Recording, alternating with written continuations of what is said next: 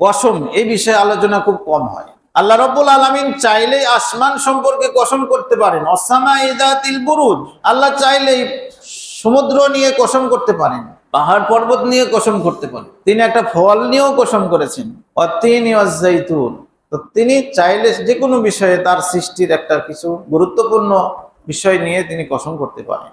কিন্তু বান্দা যখন কসম করবে তখন আল্লাহর নামে কসম করতে হবে।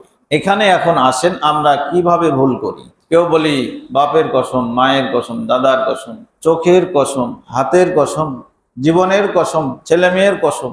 আছে না সমাজে? আমরা তো মুসলিম, এটা জানি না যে এটা করা যাবে না, জানি না।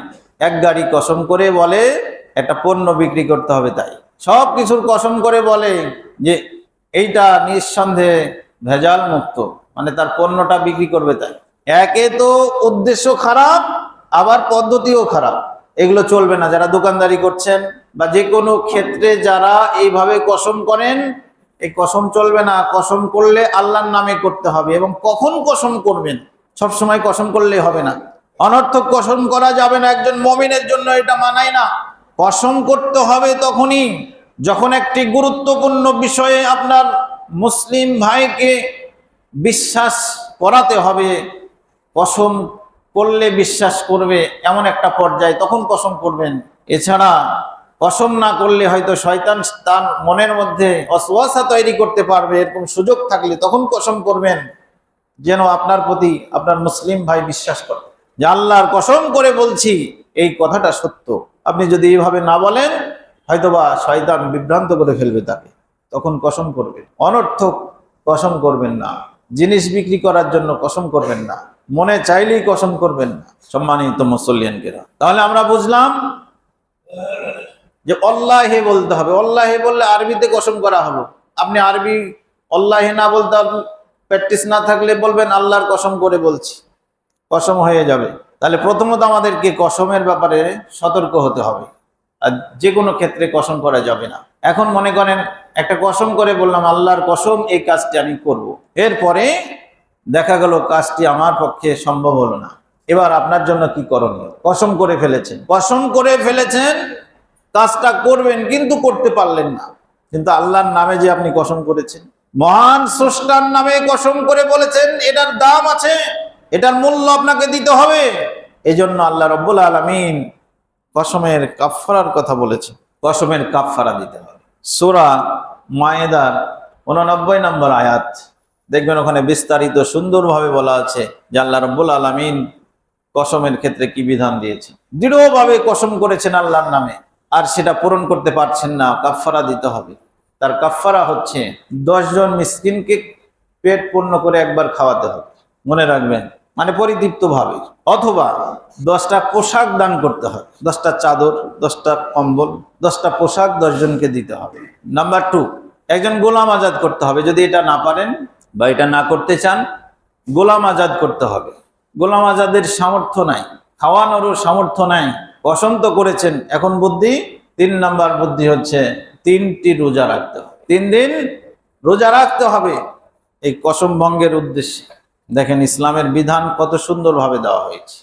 আর আমরা দেদারসে কসম করে যাচ্ছি, অন্যায় পথে, ভুলভাবে। আবার অনেক সময় আল্লাহর নামে কসম করছি, তাও সেটা পূর্ণ করছি না, কসমের কোনো দাম দিচ্ছি না। এর জন্য আল্লাহর কাছে জবাব দিতে হবে। সম্মানিত উপস্থিতি, এই 3টি হলো কাফফারা। আমাদের জীবনে যদি এরকম হয়ে থাকে, আর কারো যদি মনে হয় আমি অনেকদিন আগে কসম করেছিলাম কিন্তু পূর্ণ করিনি, কাফফারাও দিইনি, তাহলে এখন দিয়ে দিবেন। মনে হচ্ছে যে কয়টা কসম করেছিলাম তার খেয়াল নাই, অন্তত পক্ষে আপনার শেষটা দেন। সম্মানিত মুসল্লিয়ান কিরাম, কসমের কাফফারার পাশাপাশি আরেকটা কাফফারা আছে নজরের। নজর, যেটাকে মান্নত বলি আমরা। মান্নত মানার বিষয়, নজর মেনেছেন একটা বিষয়ে যে আপনার এই কাজটা হলে এই দান খায়রাত করবেন, এটা আমরা মান্নত মানি। তো এ সম্পর্কে আমাদের একটু জানা দরকার আছে। অনেকেই বলে আমার ছেলেটা যদি সুস্থ হয়ে যায় একটা খাসি মাদ্রাসায় দান করব। এ তো ভালো কথা, আপনি তো মাদ্রাসার নিয়াত করলেন। আরেকজন বলে যে মাজারে যে দিব, মাজারে জোড়া খাসি দিব। আমাদের এতই জানার ঘাটতি, পরে যাচ্ছি সে বিষয়ে। আগে নজরটা সঠিকভাবে জেনে যান। প্রথমত আপনি মুমিন মুসলিম, আপনাকে দানশীল হতে হবে, এটা হলো ইসলামের শিক্ষা। এর জন্য আল্লাহ রাসূল সাল্লাল্লাহু আলাইহি সাল্লাম বলছেন যে তোমার কাছে যদি একটা খেজুরের অর্ধেক অংশ থাকে, আনফিক বিশিক্কে তামারাতিন, ওই খেজুরটাও দান করে, যদি জাহান্নামের কথা স্মরণ হয়ে যায়, বাঁচার জন্য দান করে বাঁচার চেষ্টা করেন। প্রতিদিন সকালবেলায় আপনি উঠে দান করার চেষ্টা করেন, সারাদিনে কিছু দান করবেন। আপনি রিস্কাওয়ালা, টাকা পয়সা বেশি নাই, আপনি ছোট ব্যবসায়ী, টাকা পয়সা বেশি নাই, তাও আপনি দান করবেন, দিয়ে যাবেন, দেখবেন ওর মধ্যেই হয়ে যাবে। 10 টাকা দেন, একবার চা খেলে তো 5 জন বন্ধুকে নিয়ে চা খান, 50 টাকা লাগে। আবার মসজিদের কোটায় 10 টাকা দিবেন, এটা পকেট থেকে অনেকের বের হয় না। এটা হলো কৃপণতা। একজন এতিম আপনার সামনে এসে দাঁড়িয়েছে, আপনি নিশ্চিত বুঝতে পারছেন সে অভাবগ্রস্ত এবং ক্ষুধার্ত, আপনার সামর্থ্য আছে তাকে পেট ভরে খাওয়ানোর, আপনি অবশ্যই খাওয়াবেন। মনে করবেন না কালকে খাওয়াবো, সাথে সাথেই খাওয়িয়ে দেন। আপনার এখন সামর্থ্য আছে, 4টা কলা কিনে খাওয়ানো যাবে, 4টা কলা কিনে খাওয়িয়ে দেন তাকে। এটা হবে মুমিনের জীবন চরিত্র। মুমিন এরকম দানশীল হবে, প্রতিদিন কিছু না কিছু দান করেই যাবে। একবারে 50,000 টাকা দিয়ে দিল, বাহবা নিয়ে নিল জালসায়, তারপরে সারা বছর আর কোনো দান খয়রাত নাই, এটা আল্লাহ পছন্দ করেন না। দানের হাত চালু রাখতে হবে, এটা হলো প্রথম কথা। আর নজর আগেই মানবেন না। যারা দানশীল, যারা বুদ্ধিমান, তারা নজর মানে না। তারা কি করে? এমনিতেই দান করতে থাকে। তারা শর্ত দিয়ে দান করে না। তারা বলে না যে আমার ছেলের চাকরি হয়ে গেলে আমি দান করব। এরকম শর্ত সাপেক্ষে যারা দানের নিয়াত করে, ওটার নাম নজর বা মান্নত। এটা আল্লাহর কাছে খুব একটা পছন্দনীয় নয়। আপনারা চেষ্টা করবেন, বিপদে পড়েছেন সাথে সাথে দান করেন, সাধ্যমতো, শর্ত দিয়ে না। মেডিকেল থেকে ফিরে আসুক তারপরে দিব, এটা কৃপণতার লক্ষণ। এই নজরের মাধ্যমে আল্লাহ রাসূল সাল্লাল্লাহু আলাইহি সাল্লাম বলছেন যে কৃপণের কিছু সম্পদ বের করে নিয়ে আসা হয়।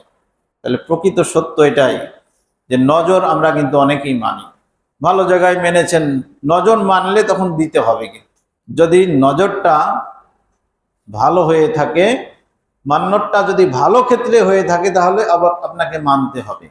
আর যদি কুফরির ক্ষেত্রে হয়, শিরকের ক্ষেত্রে হয়, বিদআতের ক্ষেত্রে হয়, তাহলে সেই নজর মানতে হবে না। কিন্তু নজর ভঙ্গ করার জন্য ঠিক কসমের কাফারার মতো কাফারা দিতে হবে, এটা মনে রাখবেন।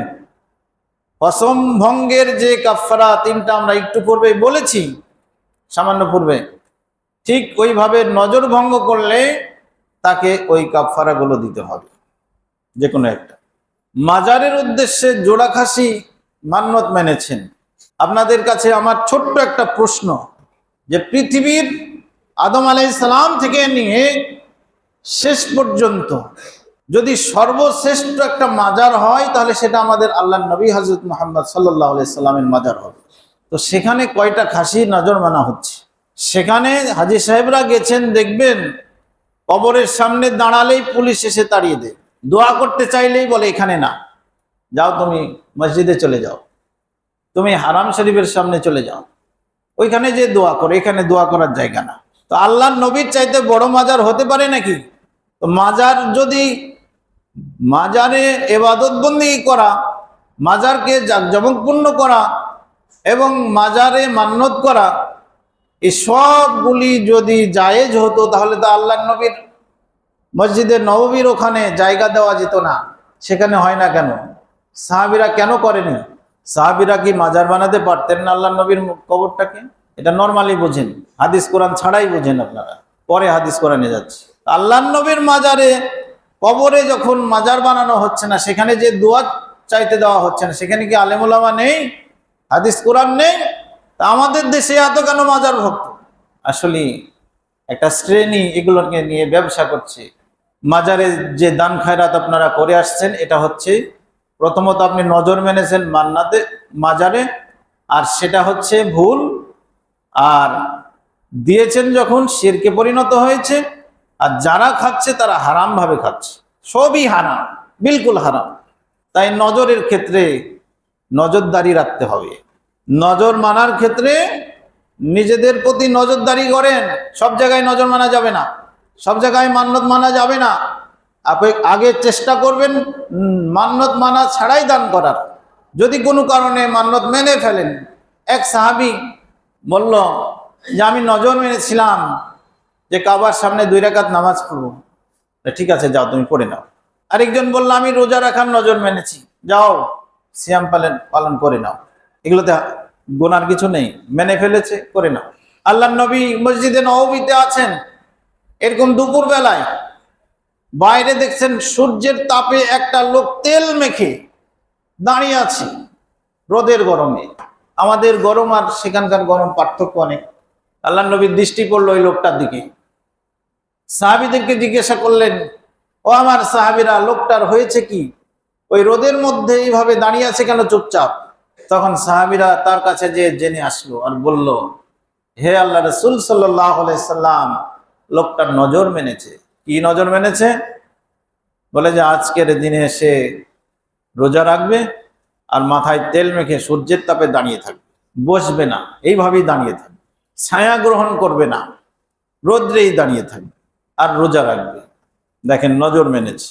আল্লাহর নবী বললেন, যাও তাকে যে বলো আমার কথা, যে বলো যে তুমি এখনই ছায়া গ্রহণ করো, বসো, রোদ্রের তাপ থেকে, সূর্যের রোদ থেকে তুমি ছায়াতে বসো, আর হলো ওই সমস্ত নজরগুলো বাদ দাও, একটা নজর পালন করো, সেটা হলো সিয়াম পালন করো। কি বুঝলেন? সিয়াম পালন করার নজরটা শুধু পূর্ণ করো, আর ছায়া গ্রহণ করবে না এটা বাদ দিয়ে দাও, বসবে না এটাও বাদ দিয়ে দাও। আরেকটা ছিল কথা বলবে না, শুধু সিয়ামটা পালন করো। তো আমরা কি বুঝলাম? যে নজর মানতে হবে সঠিক পন্থায়। প্রত্যেকটা ক্ষেত্রে ইসলামের সুব্যবস্থা আছে, বিধান আছে। আপনি চাইলেই ইচ্ছে মতো ইসলাম পালন করবেন আর বলবেন জান্নাতে যাব, এত সহজ নয়। এজন্য আমাদেরকে জানতে হবে এই বিষয়গুলো। আমরা একেবারে অবহেলা করি। অনেকে আছে যুগকে দোষারোপ করি, যুগ জামানা খারাপ, আপনি খারাপ, আমি খারাপ। যুগ জামানা খারাপ নয়। আল্লাহ বলছেন আনাদ্দাহার লা তাসুবুদ্দাহার, যুগকে গালি দিবে না, আমি নিজেই যুগ।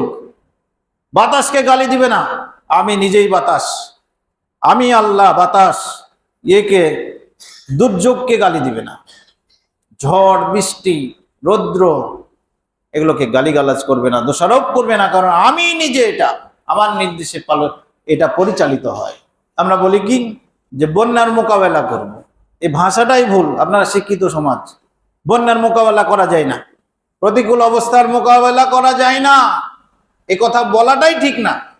বন্যার মোকাবেলা করবো এই কথা না বলে বলেন বন্যার জন্য আল্লাহর কাছে আমরা সাহায্য চাইবো, আল্লাহর কাছে দোয়া করব যেন বন্যা না হয়, এই ধরনের কথা বলেন।